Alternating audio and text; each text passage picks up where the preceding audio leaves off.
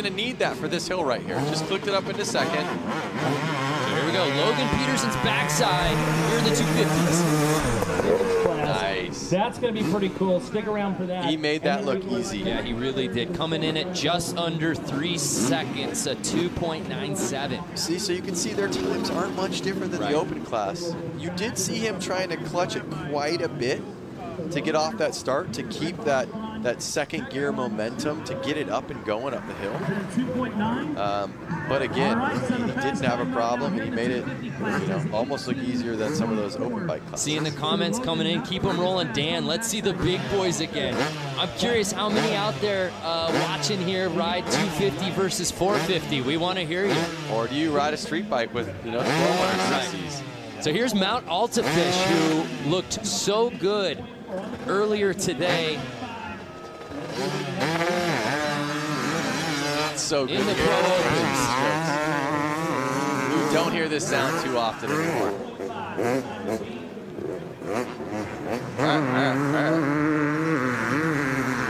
So Altafish looked really good in the head-to-head battles. We'll now see in the timed category if he's riding as fast as he looked earlier in the day at 16.41. So a little bit behind. Let's watch him go again. On the gas. Let's see, does he shift after this? Oh, you can't see. He definitely steps on the back brake.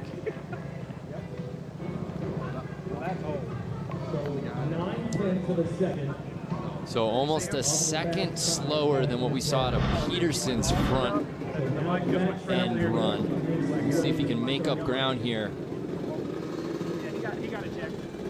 on the back course.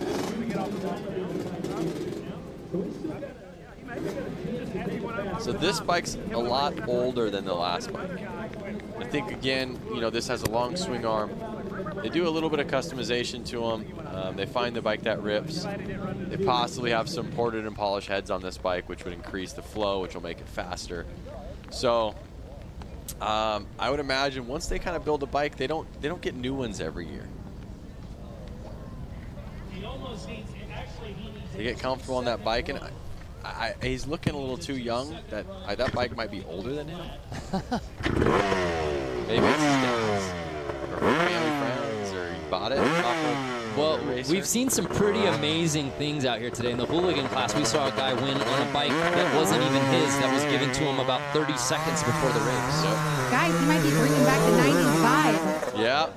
With this YZ. I mean, you got to see the next bike on the line, the 217. Just a good old stock dirt bike heading up the hill right now. Nice. There it is. KTM 250F. You could just hear the difference in the engines. Oh, wait, no, it's not. It's a Honda 250F. My apologies. So here's Scott Dahl with the black taped 217. But you could just hear the difference in the engines when they take off. That's a 4-stroke, and the bike previously was a 2-stroke. 4-strokes being a little bit new in the motocross scene. I mean, not so new, probably been around now for 15 years in the scene, but still to some of these watchers, and even myself, I grew up riding 2-strokes. It's so interesting to see these more stock dirt bikes out here for a hill climb, especially with the backside lands. What's your thoughts on them coming out here with a standard swing arm versus the extended swing? Well, you saw the last rider going up that backside of the hill, and you saw his front end. He was struggling keeping the front tire on the ground.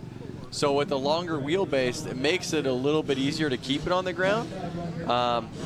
But with the stock swing arm, they're going to struggle. And if I'm correct, is that Honda that just went up, it has a stock swing arm, right? Correct, and the one that's on the line for the next race. Yeah, so we're going to see something change right now. We'll see if he can even make it up.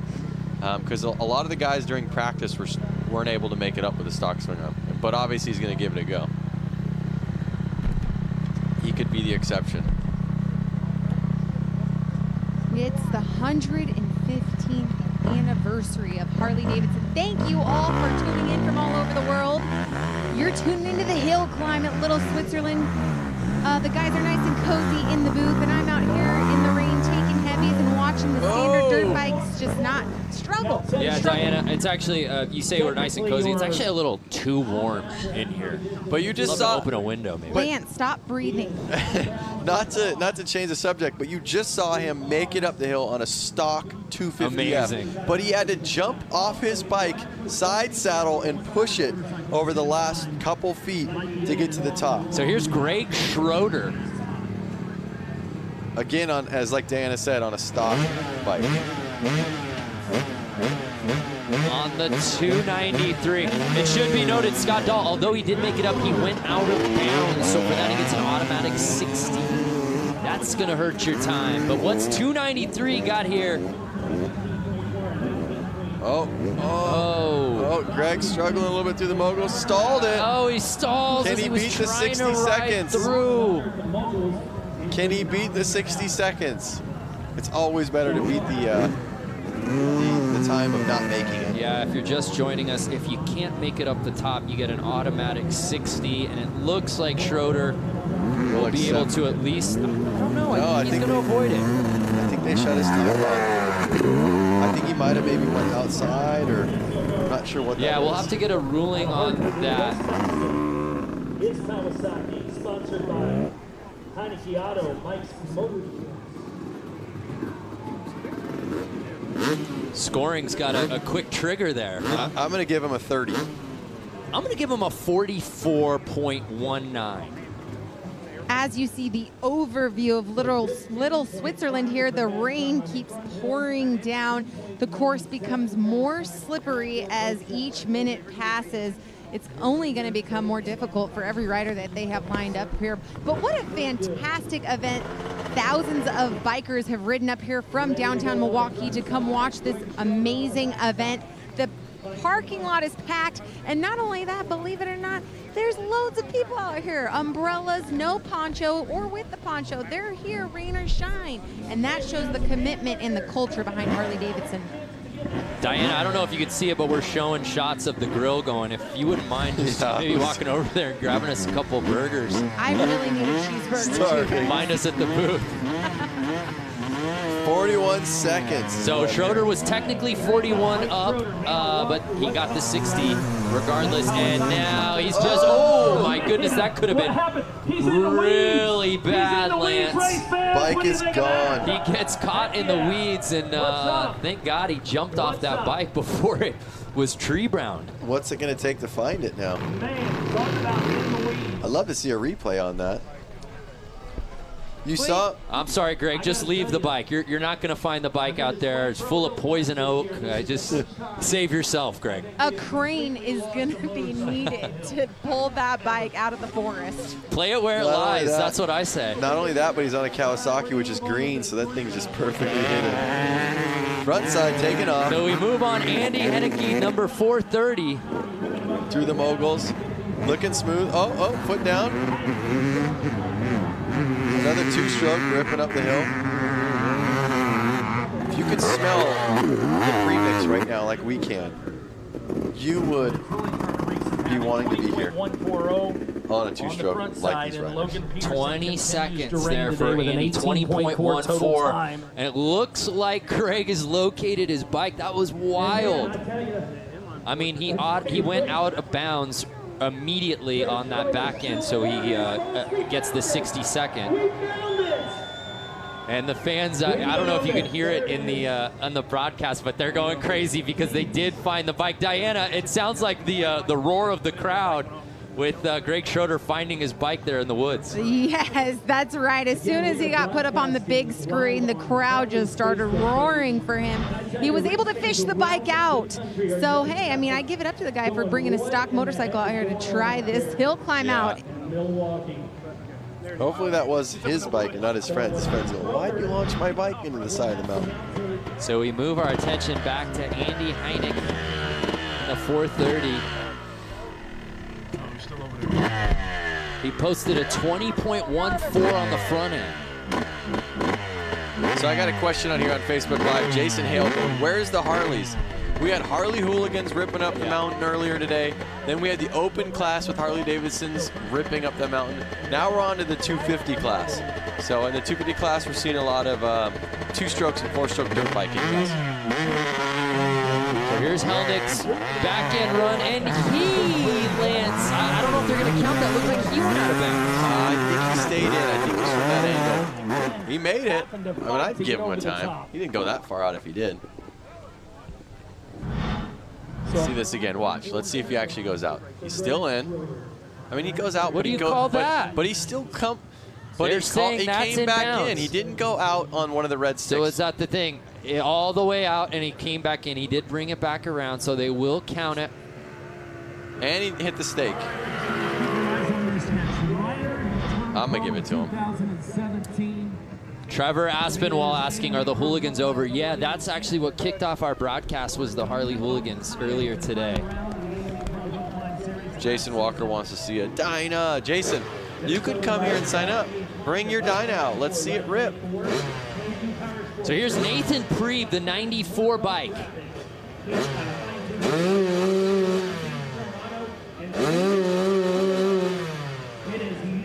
We've seen some trouble on this front end the last few riders. Can he buck that trend and get a quick time in the teens here?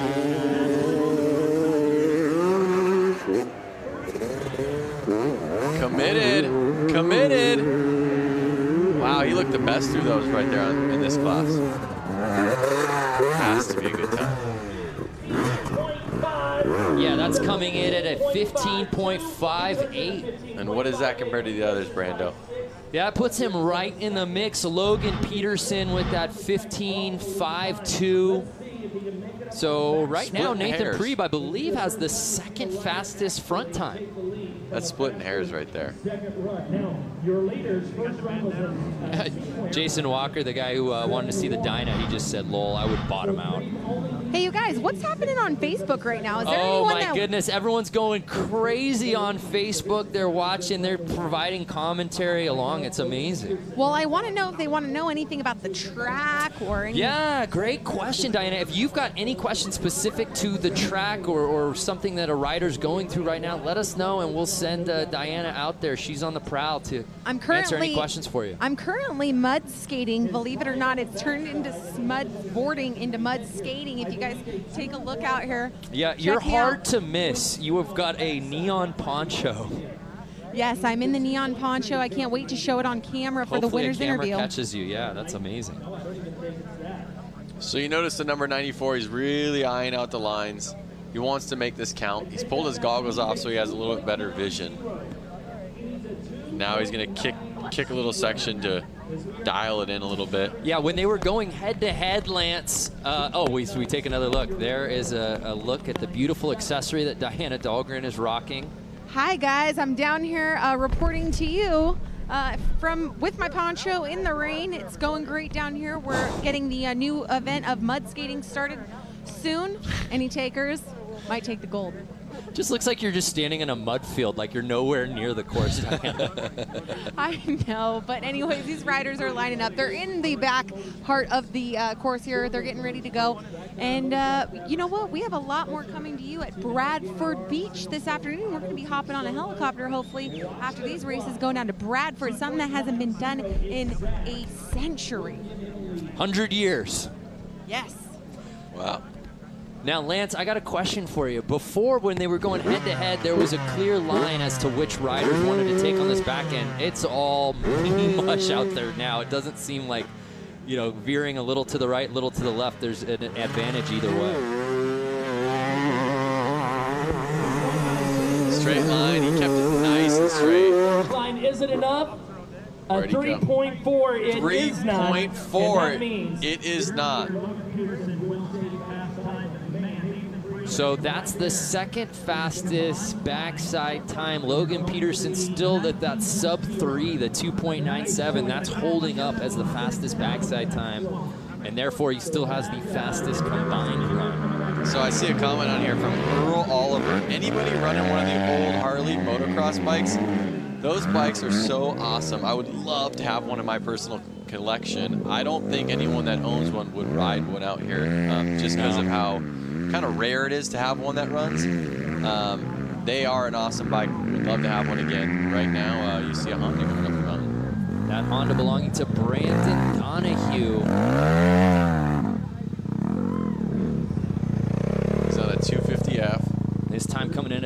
26.327, and there you see it is absolutely pouring out here at Little Switzerland.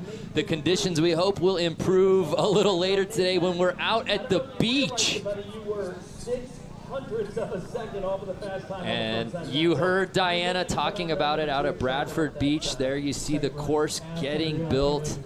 And Lance, I know you're gonna be in the booth with me, but I think I'm gonna have some trouble holding you back from getting out there on that beach course. Yeah, that looks like fun. I've always liked riding in sand. You just get to stay on the throttle, keep the front end up, and roost. Yeah. So if you're watching us right now, don't go anywhere. We'll be out there a little later today, 6 p.m. Eastern, 5 o'clock Central for us here in Wisconsin.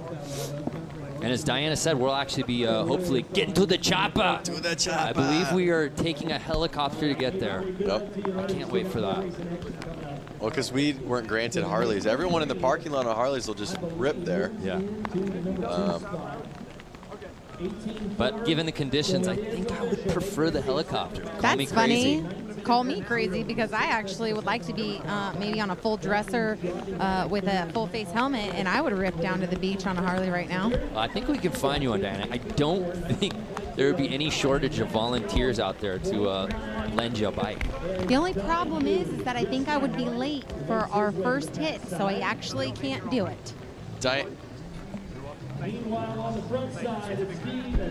You can get anywhere in Milwaukee on a bike though this week, so full I actually access. might have an advantage on your helicopter. Your bike is your credential out here this weekend. So I'm getting tons of comments on Facebook Live right now. Clinton Thompson, Diana's hot. Rick Hartman, let's go back to Diana. John Hill, I want to see Diana slide down the hill. So I think everyone's kind of liking when they get to see Diana. So we're going to try to bring it back down to you as much as we can to give the viewers, any other viewers out there that are stoked to see Diana, let us know that you love her. I just saw a great comment that I think maybe we should end the day with out here. Michael Bruss, when's the mud wrestling start? Whoa! I mean, any takers? I'll try to throw down in this mud. I think Clinton Thompson was mud wrestling. Oh, Diana, you're volunteering to mud wrestle. Yeah. Okay. Oh, I thought that was for me, with me. I just accidentally volunteered myself. Sorry about that.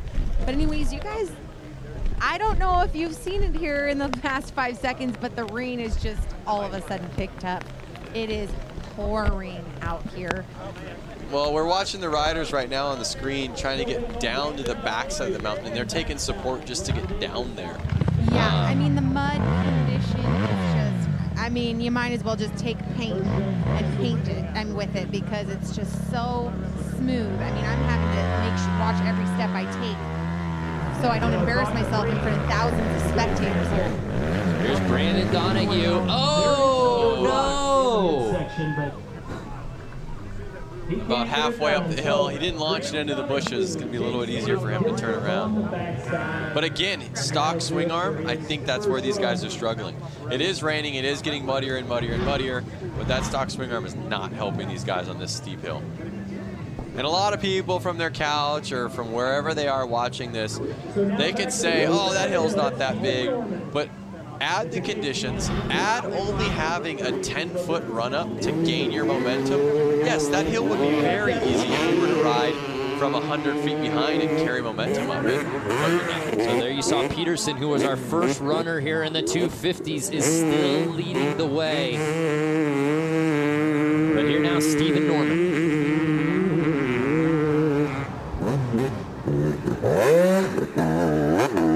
Stephen Norman's going to go back there with an extended swing arm, and let's see if what I was just saying is going to kind of help him get up that hill. He's eyeing it out right now. All right, so here he is. He's heading back. Like I said, let's see if that extended swing arm gives him an advantage over the riders with the stock swing arm. There he goes, riding up. Oh, feet off the pegs. Getting to the moguls. Feet off the pegs again. Every time I see a foot off the peg, I'm just thinking it's slowing him down. Norman had to check up at kind of had to check up a little bit at the mogul section to you know, regain control. I mean, at this point, down here at the front side of the course, in the starting ruts, there's just no traction.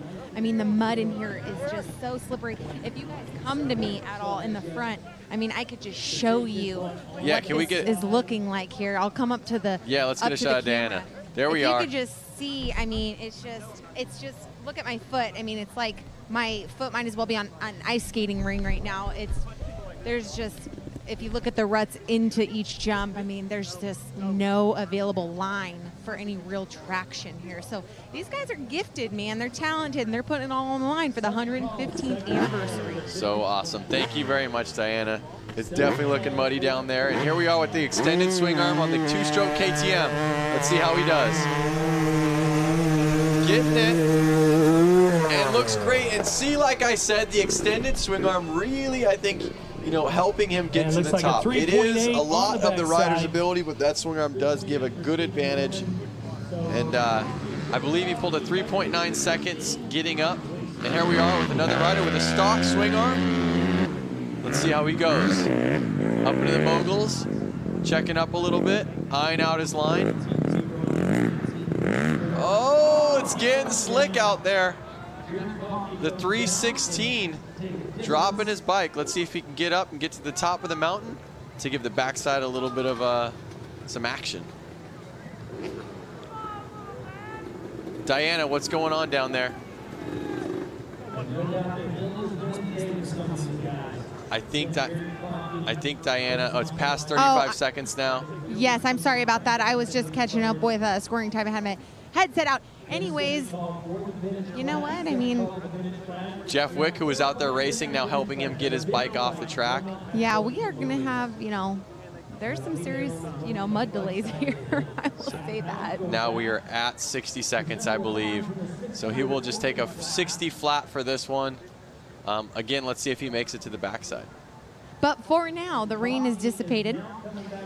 Where it was pouring, you know, just 60 seconds ago, it's actually no drops are coming out of the sky now. So that's a good thing. We'll see how long it lasts. Here we go. He checks up a little bit going into the moguls. Bopping through and just pushes that front end. Could not keep it up. There he is going over with timing and scoring. AMA, seeing if he can go back to the top.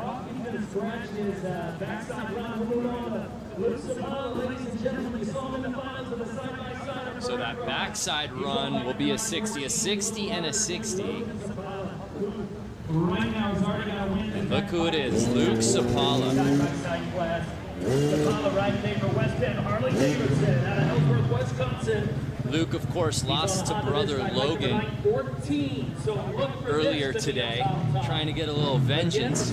Maybe he let him win. 18.4, a 19.0, and a 19.9. We got the thumbs up for Luke. So check out these chairlifts. The chairlifts are running. I've seen some people going up, getting their phones out and able to film the run side by side. Here he goes. Let's see how he does in the moguls. He's been doing great all day. Oh, like they weren't even there. Come on, Luke. Like they weren't even there. Hurt feelings right there. Wow. So he's got an extended swing arm as well. This is his second run, or is this his first run? I believe that's Luke's first run. We've just seen so much of Luke doing well all day that I'm like, wait a second. So 15.801 on the front end for Luke Sapala.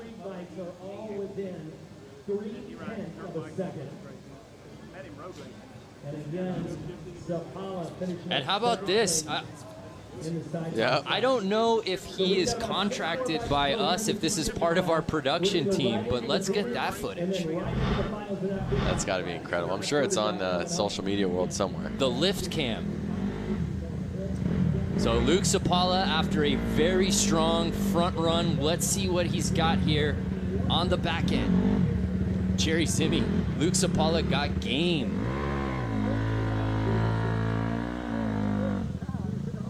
So he's just picking out his line right now. And again, he's been riding all day, so he kind of knows where he wants to be. I mean, look when he steps into it. That's at least a half foot deep right there. Yep. It's up to his brake rotor, that rut.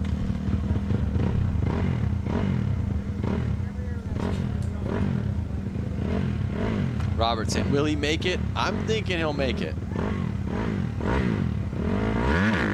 So here's Luke Sapala.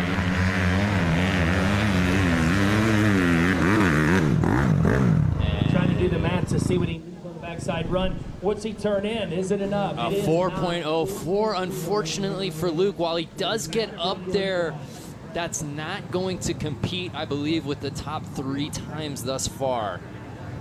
And we thank you for joining us here at our Harley-Davidson hill climb from Little Switzerland Ski Resort out here in Slinger, Wisconsin. Beautiful shot from our drone overlooking this little ski hill that we've turned into the Harley Hill Climb here in 2018. These guys on Facebook Live are just teasing us. Phil's wanting burgers, Kyle's wanting burgers. I know my friends are wanting burgers. Yeah, I actually left the booth for about a minute to just go grab one. They weren't even done. I just was so hungry. Number 11 ripping through the moguls pretty well. And if we'll see that time coming in at 17.648. And Lance, this may be my favorite rider of the day based solely on his name. This is Bodie O'Neill. I like that. I was thinking you were going to say his name was Brando Graham. No, Bodie.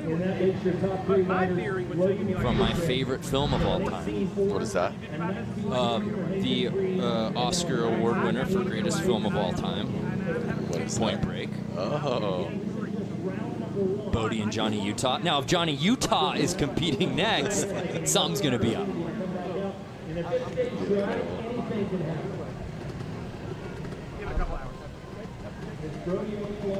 And Lance, he's a little guy. I was just gonna say. I think this is one of our teenagers we have in the field. I was just gonna say the frickin' bike is as tall as his shoulders. But Bodie showed no problem with that front side, 17.648 here in the 250 class. If Bodie can put it together here on the backside, he's going to be making some noise on that leaderboard. Yes, he will. Jerry Zimmy telling us he's 14 years old. Whoa. Oh. That's how greasy it is out there. He tried to put his foot down and kick over to get on the bike, and just no traction with his feet. So we'll see how he does, being so light on the bike, getting up this vertical hill. Yeah. Is it going to help him in the way of being lighter on the bike, or is he not going to be able to keep that front end up? What do you think? I mean, my sense is that puts him at a bit of a disadvantage. I'm going to vote disadvantage because he's not going to be able to keep the front end Keep down. the weight down on the front end. We'll see. I mean, he let it rip on the front side, so. I hear the bike revving up. Two-stroke zinging. Puts the transponder on his wrist. And there's a great look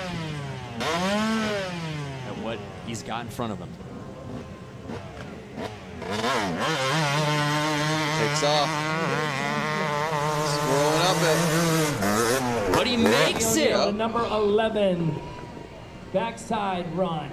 And that time comes in at a 3.476. So not enough to necessarily crash those top spots, but a really strong showing from the 14-year-old.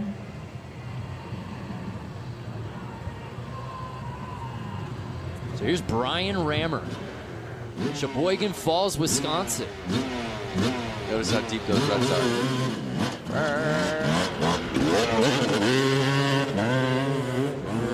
Bike's running a little rich, blowing that blue smoke out the back. Checking up on those moguls a little bit. Oh, in the crowd. Oh! Just like some old school hill climbing videos you see. Yeah, you stand on the sideline, you're going to get yourself a souvenir. But look at everybody's laughing, smiles on their faces. Let's get the selfie. Yep, get the selfie. Guys, like, I'm just getting a 60 on my run, and you're out here selfieing. Nice. Everyone's. Watch the facial expressions as they start coming to him. Like, whoa! Oh! Every man for themselves.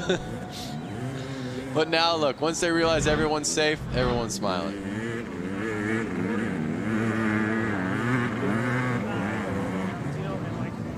All right, so he's going up to do the back. So with that, Brian Rammer gets an automatic 60 on the front side. And I think that's what makes guys like Sapala all that more, and Logan Peterson all the more impressive, Lance. Yep. When you think about how they've just laid that front course to waste, showing no issues with the moguls whatsoever. And then you see the field, even on these 250s, really having trouble navigating those obstacles. Yep, you're exactly right. Really starts to show the riders who have the talent and skill to pull it off. So Logan Peterson still leading the way with that 18.49. No one else able to get in that sub 19 seconds so far. Will that change with 5 more riders still yet to run? Again, I'm getting a lot of guys on Facebook Live. They're probably just tuning in. The Harley-Davidson hooligans ran. They were all on Harley-Davidsons. And then we had the open class where that was a variety of high CC bikes, and there was a lot of Harley engines on those. This is the 250cc class, so you're going to get a lot of 250cc two-strokes and 250F four-strokes. Here we have a 250cc two-stroke going off with the extended swing arm. Let's see if he can pull it. Ooh, looks like he's going to need a little bit more tire. Oh, look at it dig a hole. And it's a slow fall. Just dig it midway through. Live it out for a second, but he just digs in midsection of the hill. So Robert's asking, is that the guy that went into the bystanders? That is the guy. Nobody was injured in that. And man, he did make it. And he didn't make it up that hill. So looks like he's going to need some help getting back around to the other side of the mountain.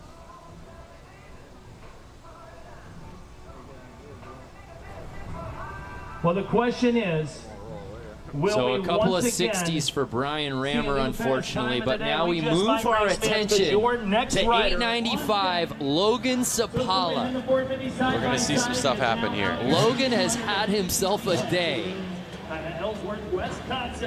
Already taken one win, we know that for sure.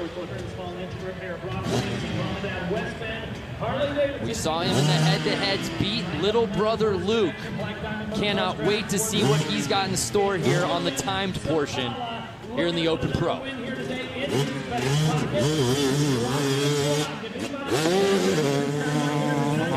he comes, second jump, launching it. Let's see how he goes to the moguls. Little checkup, but wheelies through it, just like it wasn't there. A couple bumps and he's gone. Just a walk in the park for Logan Sapala.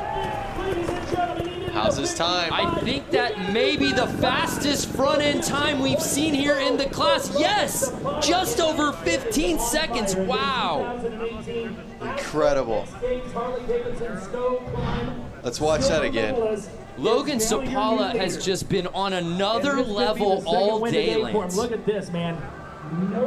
He wants to get another medal. One's not enough. You see him get through those moguls, he just wheel taps. Just right back through. See, he doesn't even set the front end down till he's through them. You know, after he won the previous class, Diana spoke with him, and it seemed he was so zoned in, very focused, had his game day. Yep. And I think it was because he was waiting for this thing, like, hey, let's keep it going. My day's not done. Yeah, he's like, I'm not getting too stoked right now. I still got more to win. He's showing no problem, got in a position right away here for this backside. Logan Sapala. Extended swing arm, 252 stroke.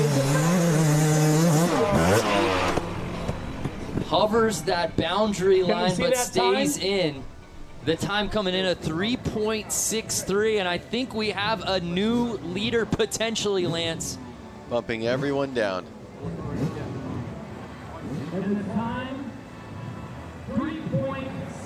Yes, so with that, an 18.65, so he passes Peterson to take over the top spot. Looks like Diana's going to get him over to the side. Let's see what Diana has. Oh. Yeah, Diana will get him situated, but we've still got another rider to drop in a few. Another two-stroke, 252 stroke. Here's Tony Stockhouse. Extended swing arm. He's looking relaxed. relaxed, checks up a little bit in the moguls. Oh, I don't think this is going to be enough to get him on the leaderboard. Yeah, you don't want to be, again, I think the riders at the beginning of this class seem to have an advantage because the conditions have just worsened. The only thing then being one of the last guys is to be a guy to follow Logan Sapala, who's down with Diana Dahlgren. Currently second on the leaderboard. What's it going to take for your second pass to put you in that #1 position and take another win today? Yeah, I think my plan for second round is to hit the front side of the hill a little bit better, clean it up, and then hopefully get a little faster on the backside. But right now the backside is definitely going downhill and getting a lot slower compared to what it was earlier. Okay, awesome. Well, thank you very much, Logan Sapala. Keep an eye out for him so fast on the course today. Yeah, thank you, Diana. So Logan, we thought might have actually had the top run, but maybe that backside is just keeping him off the edge. Yep. And that's it. Logan Peterson just under 18.5. So, oh my goodness, the battle between Logan and Logan. It was Logan Sapala versus Luke Sapala in the previous class. Now you have Logan v. Logan here in the 250 Pro. We have some weird stuff going on right now. And he just said in his interview how the backside is getting nasty. So here again, we have a 252 stroke, extended swing arm. Let's see if they're able to, increase their times, or if it's just going to kind of keep getting harder and harder and harder, and the times are going to keep going, downhill, basically. So here's Stockhauser after posting that 22.058 on the front end. Oh yeah, it's just getting really soft. Oh man, you feel for these riders again who, as I feel like I'm beating a drum, the conditions have worsened, the course has just gotten that much slushier, and these guys are having to take their first runs on it.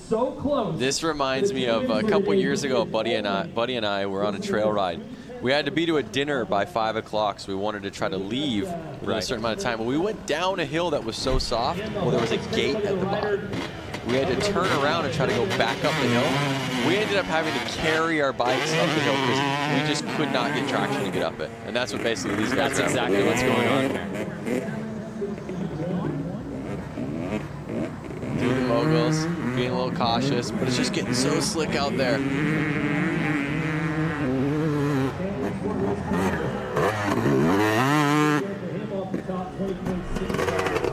Again, it's a feat just making it to the top. You've seen the riders that haven't been able to make it. And so, we're looking at this going, oh, it's a little bit slower time, but he made it. Yeah, Paul putting in that 20.67, but he got to the top. When you're seeing guys left and right having to put up 60s because they can't even get up there, this feels like an accomplishment in and of itself, but it makes it all the more impressive when you see what a Logan Sapala does, just a shade over 15 seconds on this front side.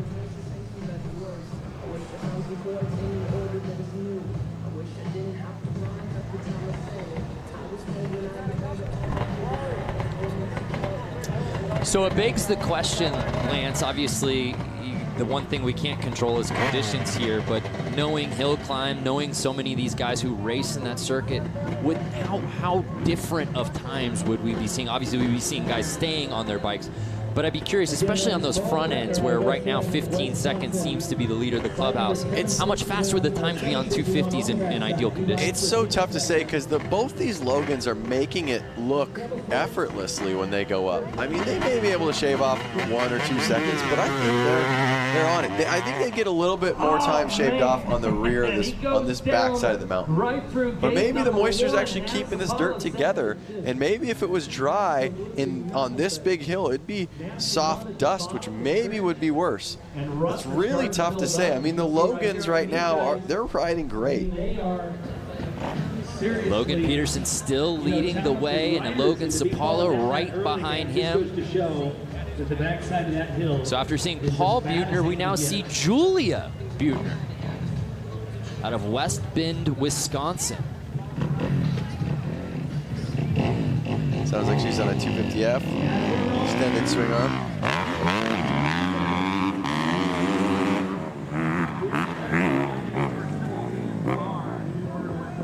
Getting through those moguls.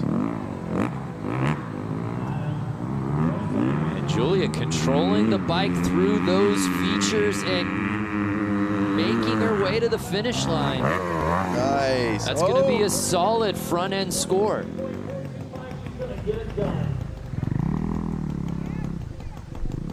You see Jay Hannibal, new to this. Do they use special sand rail tires for these bikes? Jay asks.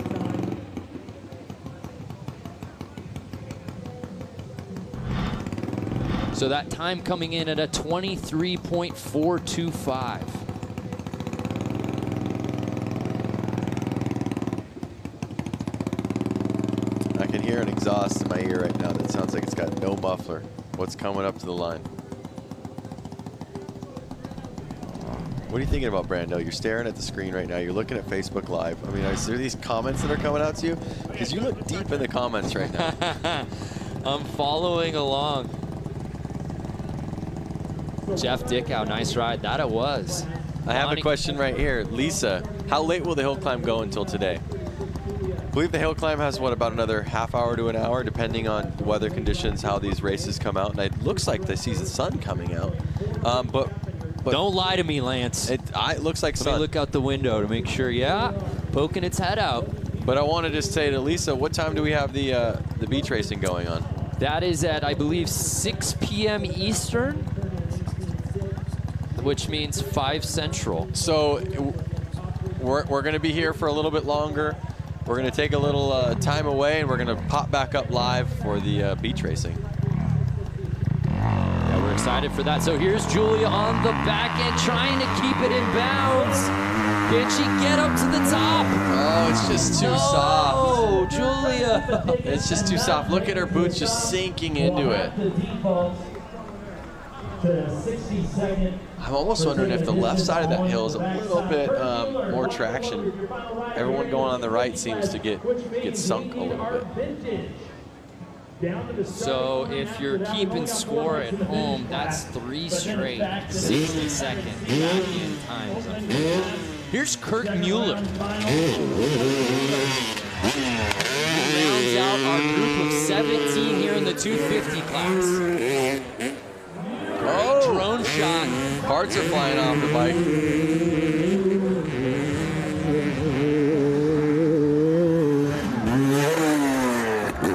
Whoa!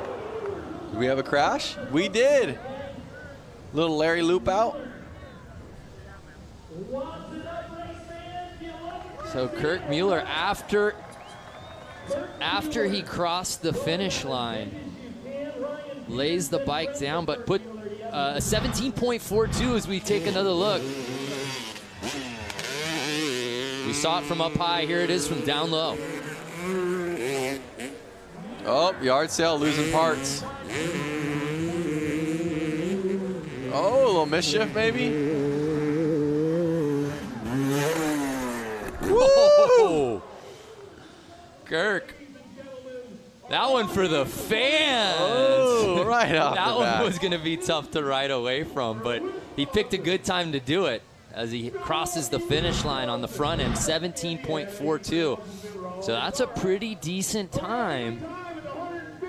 We'll see if he has any trouble on the backside.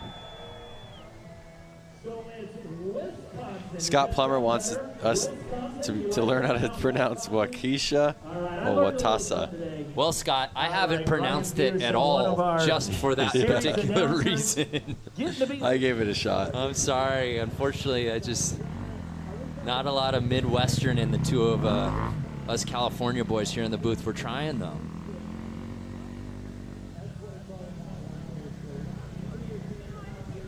So Kirk Mueller, after absolutely sending it on the front side, will try to make some noise and gain some ground on the back end. Well, again, he did get a decent time, so it would be smart of him to finish it off and do it right. On Facebook with Harley-Davidson. So as he comes around for the back end part of the course, we just want to thank you all for watching right now. Don't go anywhere. Here it's the Harley-Davidson 115th anniversary celebration. We had Flat Out Friday last night. We're obviously out here at the hill climb. We're going to be out at the beach a little later this afternoon. So much riding, so much action still in store here from Harley-Davidson. So again, still waiting for Mueller as our vintage riders down here at the bottom of the hill. They're starting to get lined up right now. This should be exciting. So this gives us a really nice shot. Yeah, right now we're playing Where's Waldo? We're playing Where's Kirk with our drone as we try to figure out where exactly Kirk Mueller is on this course. Still waiting on the whereabouts of Kirk Mueller. Diana, do you have any sense of where Kirk Mueller is at the moment?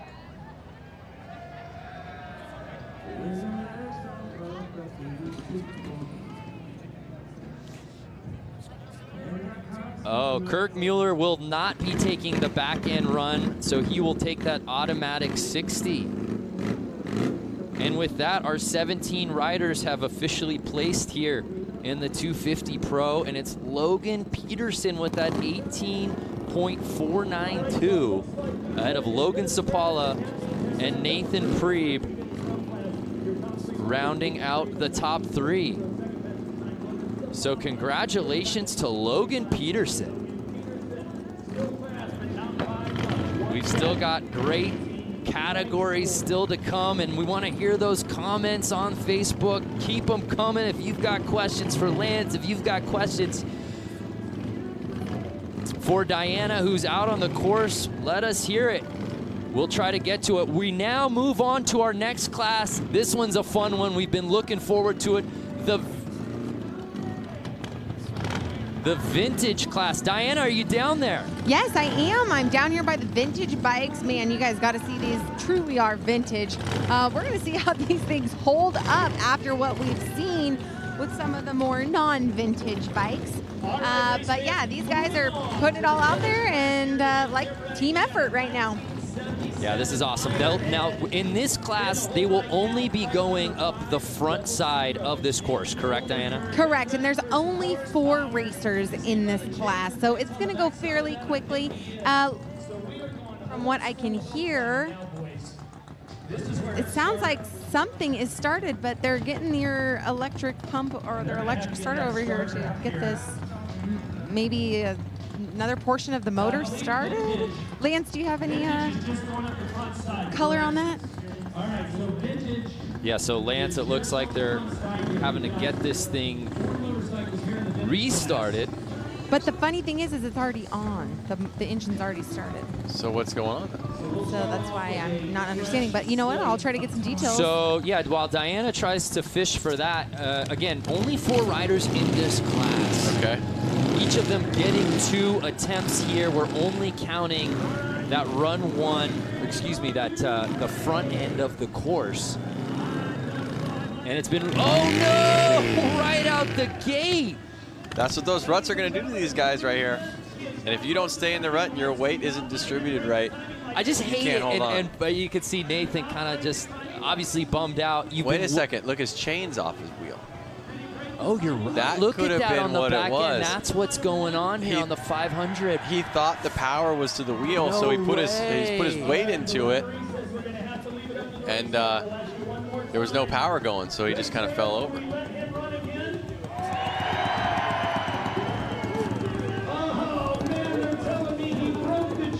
So he broke the chain, it looks like, Diana. You know what? I think he just realized as well, because he was actually backing up to go into to start position again.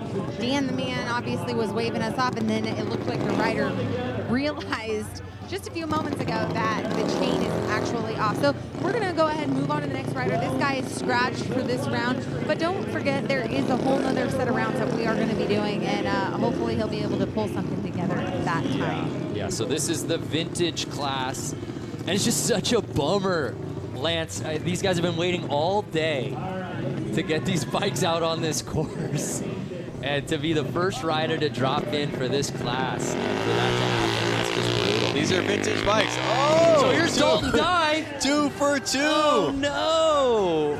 And the starts are contagious out here. as the bike falls on his leg. I'm checking out the lines right now, you guys, to see if this is something happening. Okay, so what's happening right now, it sucks that we can't get a straight on camera angle, but right now what's happening, the rut line is curving. So maybe with these vintage bikes, the way that the front forks are set up or the suspension on the rear end, it's just, and the weight of the bike, it's just maneuvering it and it's making it go wobbly right off the start. And Diana, thanks again for wearing that magenta poncho. We can actually see you from our we can see you from our drone from space in that thing. Why, thank you. I'm honored to wear this magenta neon number here today. There she is right there. So where's Waldo? We'll see if we can finally change the luck here with our third rider set to drop in for the vintage class. Here's John Alft from Wisconsin Rapids, Wisconsin.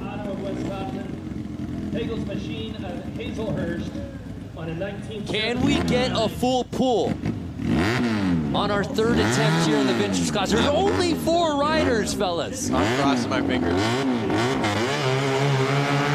There we go. There we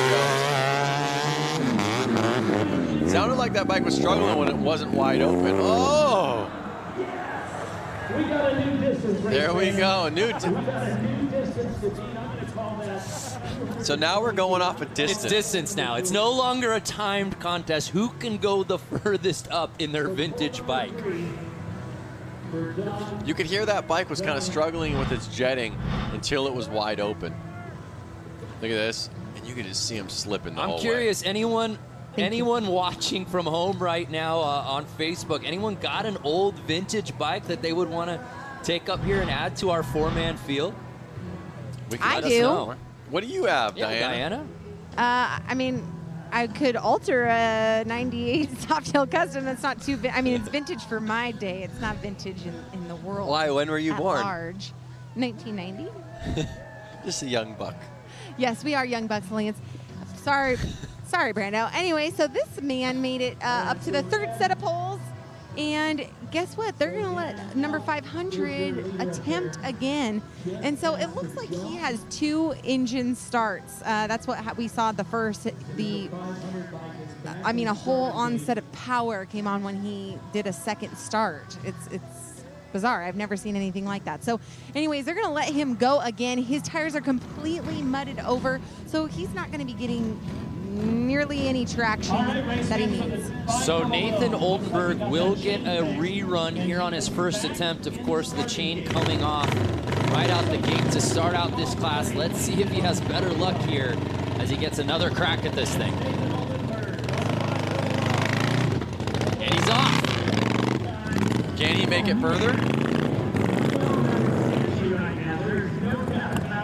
Oh no! Again, I think these older bikes are just not jetted right for this temperature and this elevation. Hey, I mean, the reality is, Lance, we have already seen the 450 and 250 class, and half of those bikes had enough issues with this course. Yeah, I mean, it doesn't look good for these vintage bikes right now. Guys, I cannot wait to show you the next bike that's up on the line. The number 80. So vintage that I think my granddaddy rode it.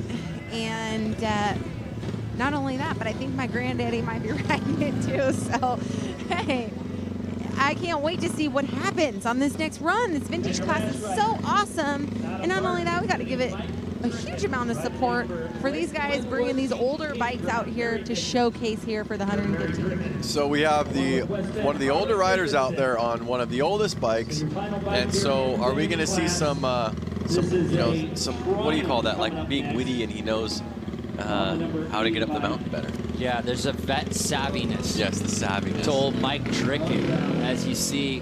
Forget the leather kits. Mike is going with the denim. And I think right now, I've just got a feeling I just feel it. I feel it right now. Oh, it looks like he's getting away from the starting line, Diana. Where's he going? Yes, Mike Dricken just did pull off, and Dan the Man, our promoter, did just cut him from the roster. So it looks like he's choosing not to go. He is reaching down to his engine compartment. I'm going to go over to him, find out what's going on. I was just on the cusp of saying, Lance, that Mike Dricken I thought was going to be the guy to beat. I thought the bike, I thought the jeans, I thought everything, I thought the plate, everything screamed, this guy's going to win the vintage class. Now you're telling me he's not even going to compete?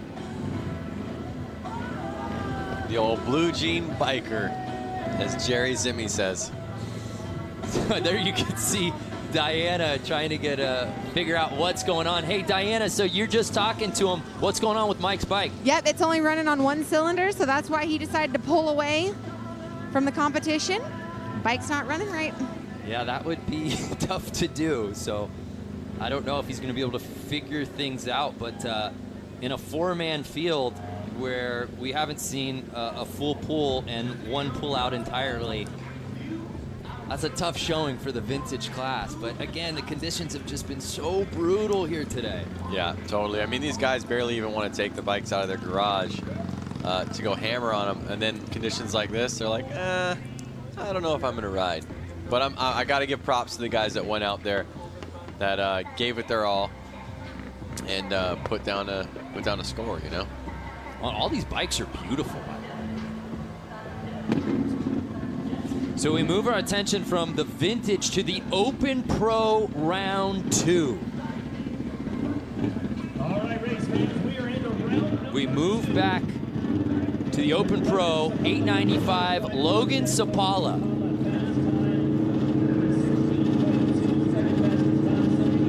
Who we saw put down that 16.28 on his combined run. What can he do here on his second attempt? Here in round number 2. On the gas. Camera can't even keep up. Do the moguls clean like they're not even there. Yes. Launching that jump. Logan Sapala doing what Logan Sapala does. 13.224. Woo! Wow, he stepped it up. Like I said, I think it's a little bit sunnier out. The rain stopped. They're going to start getting better traction, and we're going to start seeing the times go down just quite a little bit. Speed demon, man. Logan Sapala has looked so good all day long, and that might have been his best run of the day.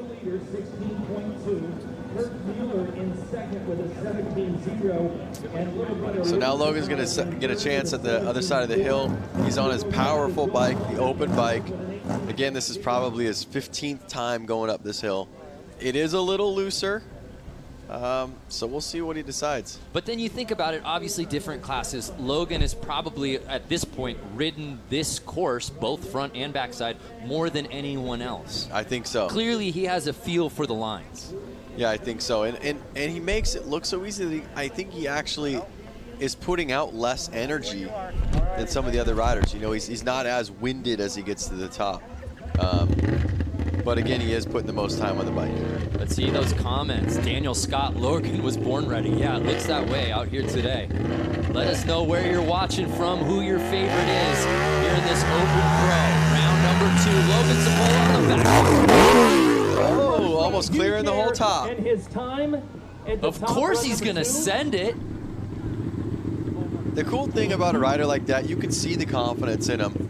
2.594. Going under 3 on that back end. So, Lance, my friend, after a first run combined score time of 16.28, he goes 15.818 on run number 2. Incredible. You asked me this earlier, and I didn't think they'd be able to shave too much time off of him, but I stand corrected.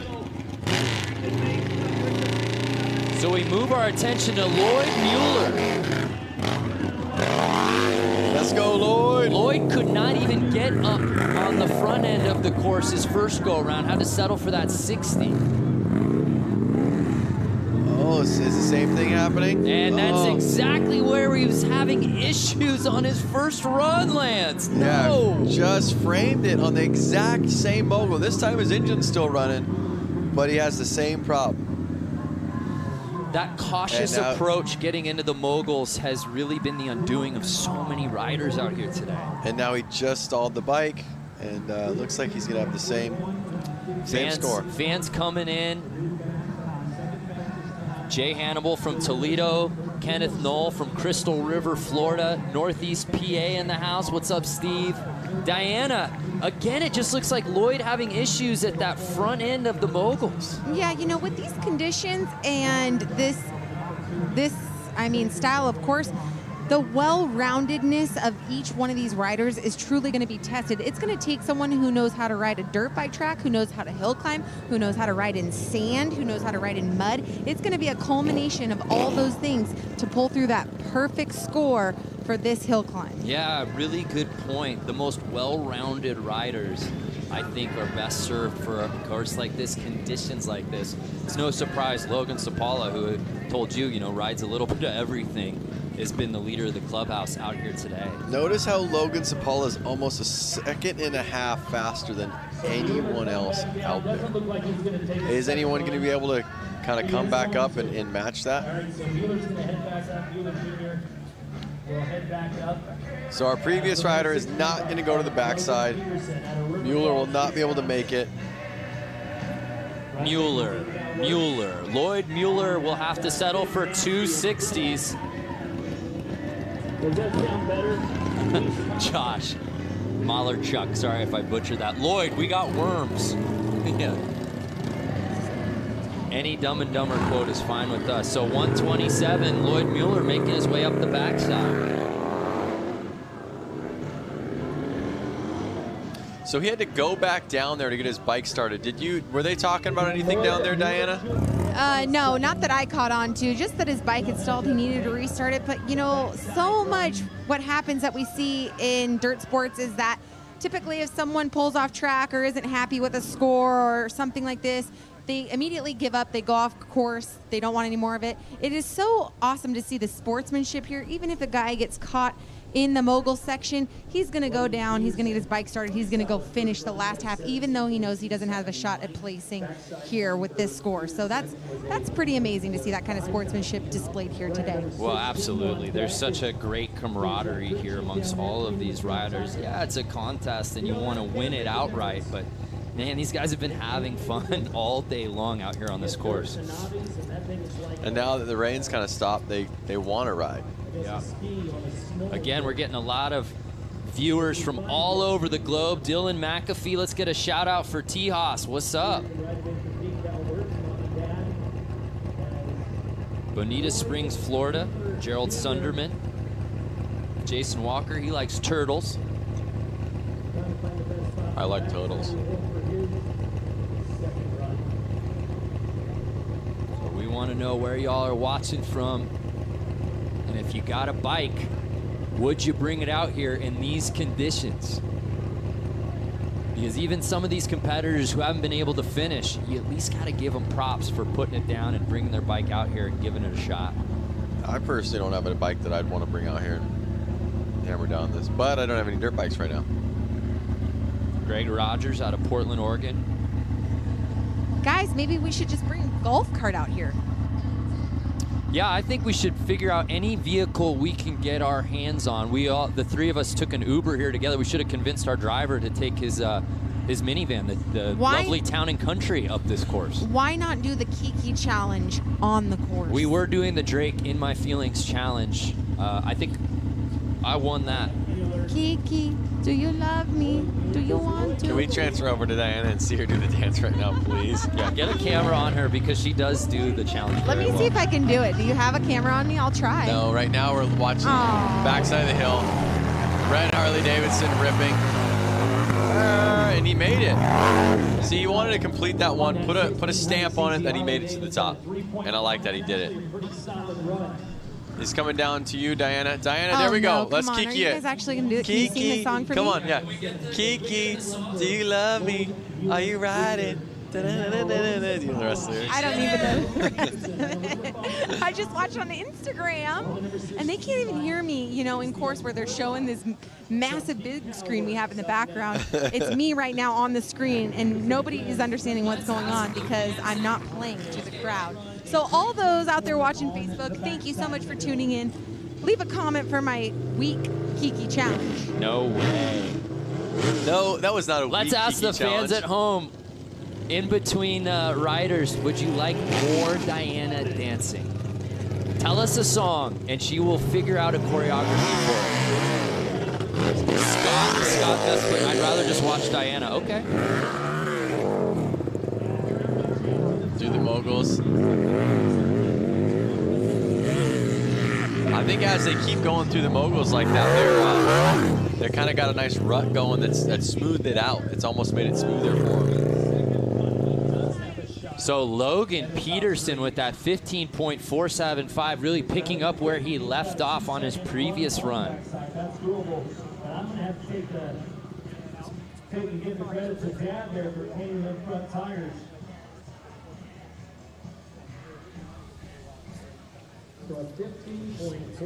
Yeah, they got to walk the bike down. It's just so greasy, muddy that if they did ride it, chances are they're going to drop Peterson is actually faster. Those bikes are so heavy with those long swing arms that it's just not like a normal motocross bike that's easy to handle in a situation like this. It's been a day for the Logans, though, nonetheless, both Sapala and Peterson.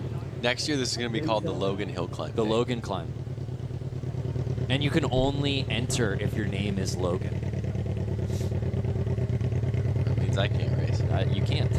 You'll be here in the booth. A 15.475 on the front end for Logan. He posted a 17.279 on the front end his first go around. And then put out a 3.459 on the back end. Let's see if he can best that here right now.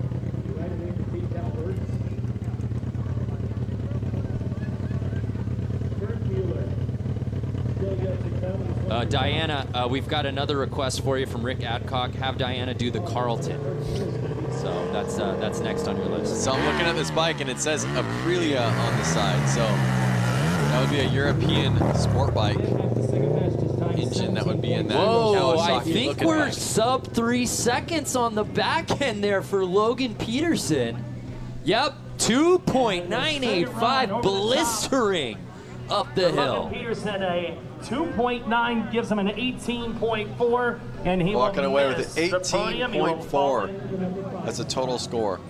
Brando, where's that put him at? Overall, that puts him at 18.46. So that doesn't best Logan Sapala, who just, frankly, he on one today. Yeah, he on one. But Logan Peterson, that might be good enough for second place.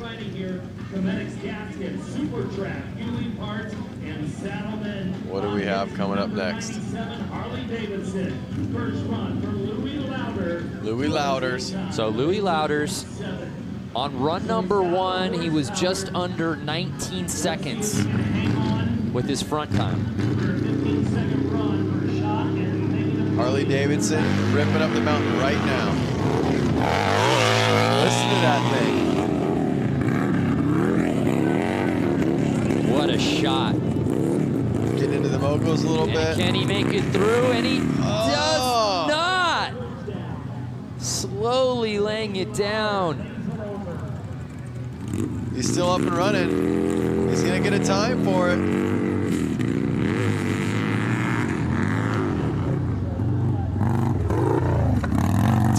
Comes in, it looked like just under 30, but now I wonder, it seems like they've been, with the rules, if they lay down the bike, we've seen it become an automatic 60. He didn't lay it down though, did he lay it down? He did, huh? Are you even watching the contest? I am, but I've seen, you know, a lot of guys lay it down, but he kept it on. That was kind of my question. Oh, I see where you're, you know, like, but he kept the bike running, so it's not like he... The course is lava! Go! So, yeah, and it looks like official scoring, it is going to be a 60 for Louis. Really? That's a bummer. So already he'll still give it a go on the back end, but there's no way he'll certainly beat his first run time. That's not fair. You should be able to score.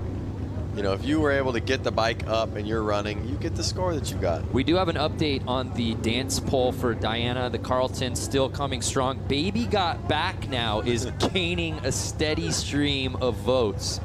So Diana, just be ready either way. I'm ready for the Carlton. What is the Carlton? Come on. What is the Fresh Carlton? Prince of Bel-Air? What kind of childhood did you have? I You don't have know. TV? I My don't know what the God. dance was. As soon as he just did the little I could thing. try. I don't know how good I'm going to be, but hey, I'll try Carlton. Well, right now we're going to try to get Louders up the hill on his Harley-Davidson Evo. See how he does. Of course, Dan Louders still to come. He put down that 60 and a 60, so he'll try to best his second run time of Luke Sapala. Still has to put down his second attempt.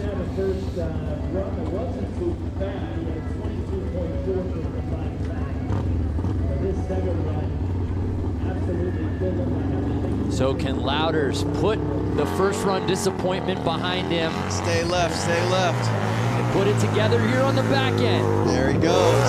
Side run Nice. today. See, I'm saying the left line is definitely better.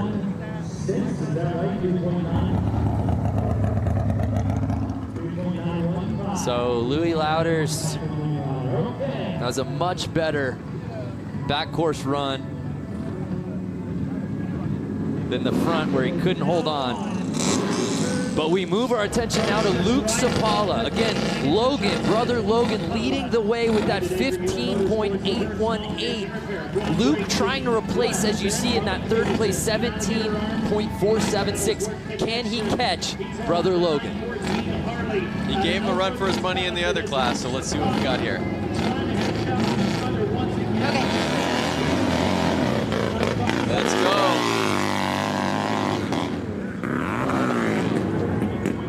Oh, a little bit of hesitation right there. No, he's not going to have it. His brother definitely had the upper hand through the bubbles right there. A great showing. Yeah, about Very a good. second and a half slower than brother Logan. He's still under 15 seconds, which is the third fastest we've seen on the front end here on these second attempts, but not enough to trump his brother. Yeah, guys, shockingly, the conditions on the course have actually became from slick back to chunky. You know, they're getting a little bit more traction, especially here at the start, which at one point about 30, 45 minutes ago was very slick. I mean, you might as well call this mud toothpaste where I'm standing, but on the course, it's actually starting to dry up a little bit, which is great for these riders. So Luke Sapala's got some ground to cover on this back end, and we get a beautiful shot of how we go front to back here from the drone. Again, brother Logan with that insane 2.594 on the back time, making him the leader of the clubhouse. He's gonna need something huge. Can I give him a recommendation right now? Sure, I don't think he's listening, but go If you can for hear it. me, stay left. Stay left. The Sapalas have had no problem with this course here today. Again, following up with a lot of the comments we see on Facebook Live right now. Where's the Harleys? Where's the Harleys? This is a Harley-Davidson. He just put up a great run. Notice the Harley-Davidson logo right there on the side of the bike, stuffed into a custom-made frame. Here he goes. Stay left. Goodness! Like nothing, straight up. 14.9 Mueller's time 17.4. 2.47. And that is the fastest backside time we've seen out here on these second runs. Yep. Whoa! How is that going to be combined? Unfortunately, because he was a little slower on the front end, he's not going to overtake big brother Logan. But is that enough to get him into second place? I don't think so. I think Kurt Mueller might still be faster. Yep. But that is the fastest back end time. Yep. Great effort. I mean, I blinked and I missed it. Yeah. So we move on to Dan Louders, who wasn't able to complete either front or back end on his first attempt. Notice there's no more umbrellas up in the crowd right there. Rain's kind of mellowed out. Obviously, it's still muddy, but it's going to be a little bit easier visibility for the riders. Oh, excuse me. This is Josh Mueller in the 128.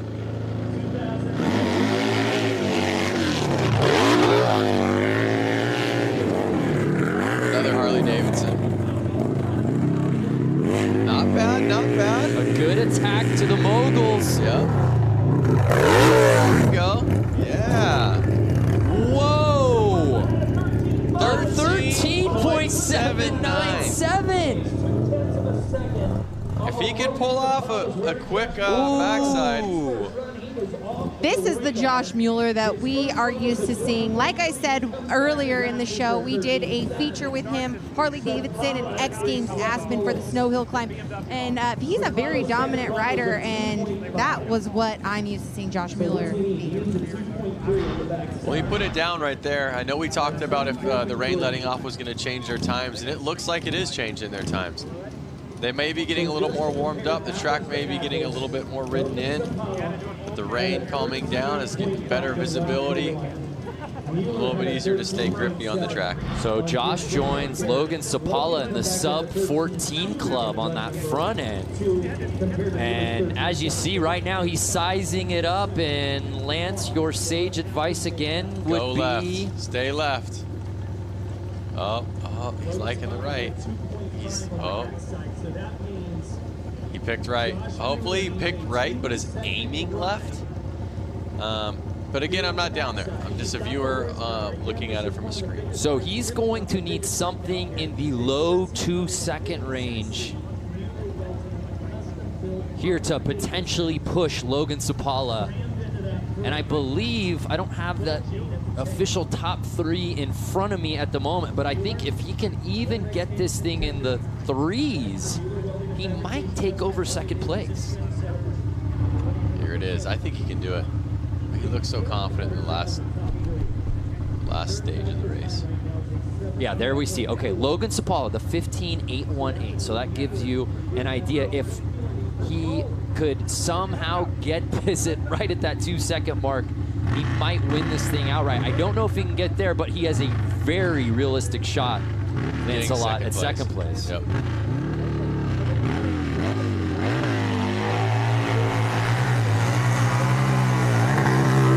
So see, he stayed left. Went up, but he forced his bike to the left. 2 and some change, 2.8. So a 2.8, so that's not enough to take over from Sapala, but that should be enough to get him into second place. Wow, what a second run for Josh Mueller.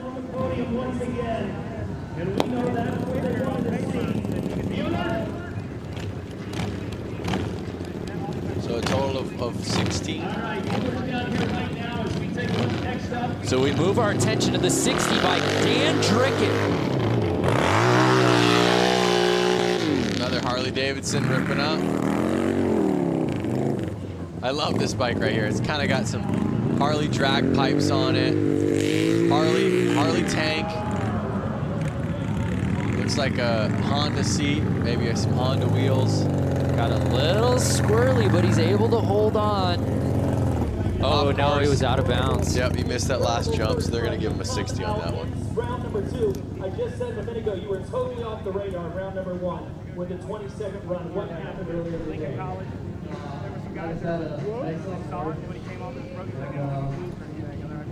So Dan Dricken, unfortunately, is going to have to settle for a 60. Was hoping to see him best his run 1 time of 20.318. Not going to be the case out here today. So this back end was really going to be just for him, for pride, for the fans out here. Yep.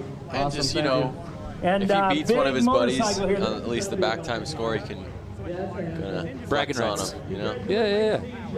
Some people wondered if this was a no flex zone. That's not the case. No, this is not the case here.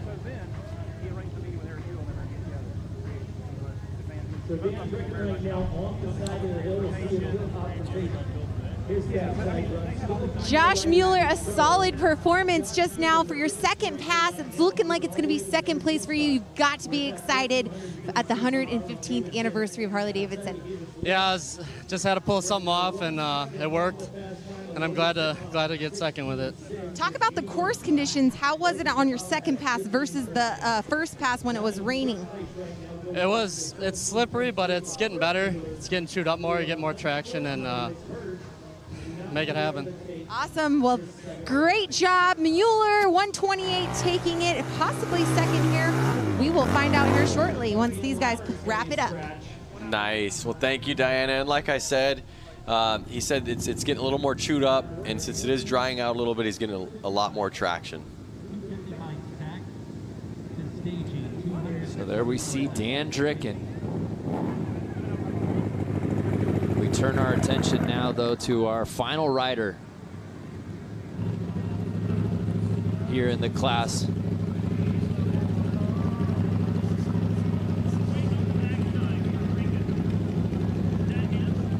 Joel Faldi.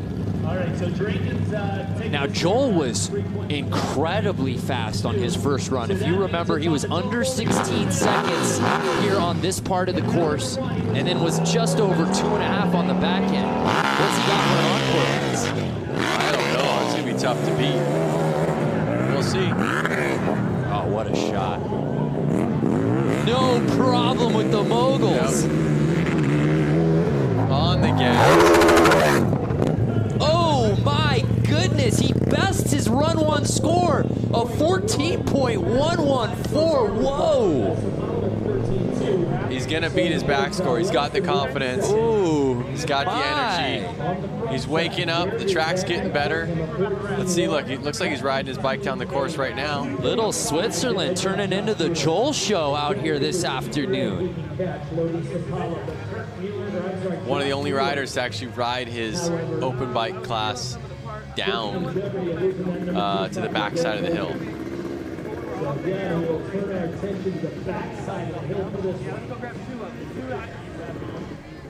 All right, so he's checking it out. I love it. Really lining this thing up. He didn't even look at the other lines. Well, and to your dismay, because I think you've just been saying left all day long, and it doesn't seem like the riders care. I think that they have to go left when they get to the top.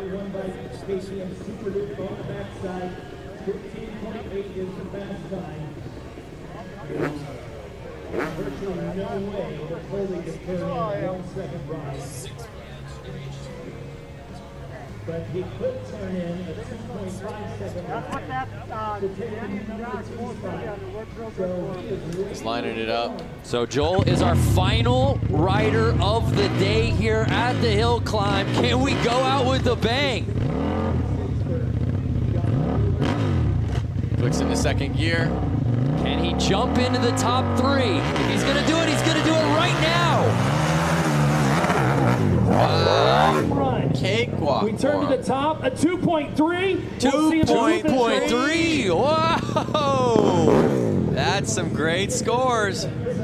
Oh my goodness! And Joel might have catapulted himself into second place. Was that enough? 16.51. It was! He leapfrogs Josh Mueller to take over second place on the final run of the day. Look at that. He's stoked. I would be too.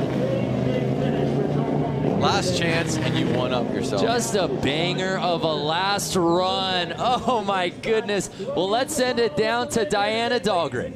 Congratulations, Logan Cipala, pulling the victory here today. You've got to be so excited for the Harley-Davidson 115th anniversary. Yeah, it's awesome. I can't thank Harley-Davidson enough for putting on such an awesome event for us to come and race this weekend. It totally blew my expectations out of the water. The hills were a blast, and it was a really cool format that we've never raced before. You succeeded out of loads of riders here today on the hill. What kind of riding background are you coming from to pull together all the skills needed to get through this hill climb? From about age 3 to 15, I did almost nothing but hill climb. And then after that, I started racing moto and hair scrambles a lot. And it just keep progressing the more I got to ride. Well, wonderful. Well, what is next on your docket? Are we going to see you back at the X Games? I sure hope so. I can't wait for X Games this year. I hope it happens. Well, he is your #1 man here today. He's the man to beat at Hill Climb. Hopefully we'll see him at X Games wintertime. And Logan Sapala, congratulations, guys. Take it away. Logan goes 2 for 2, and you hear him talk about the versatility in his riding. Wu-Tang Financial, they always say, time to diversify. And he does just that. He rides in 2 different classes and wins both of them outright. And from the hills of Little Switzerland to the beach, out on the water. I can't wait for this one, Lance. We're heading out to Bradford Beach. Don't go anywhere. 6 p.m. Eastern, 5 Central tonight. Keep it locked in here to watch the guys hit the beach. Lance, final thoughts here from a wonderful day of hill climbing? Great stuff.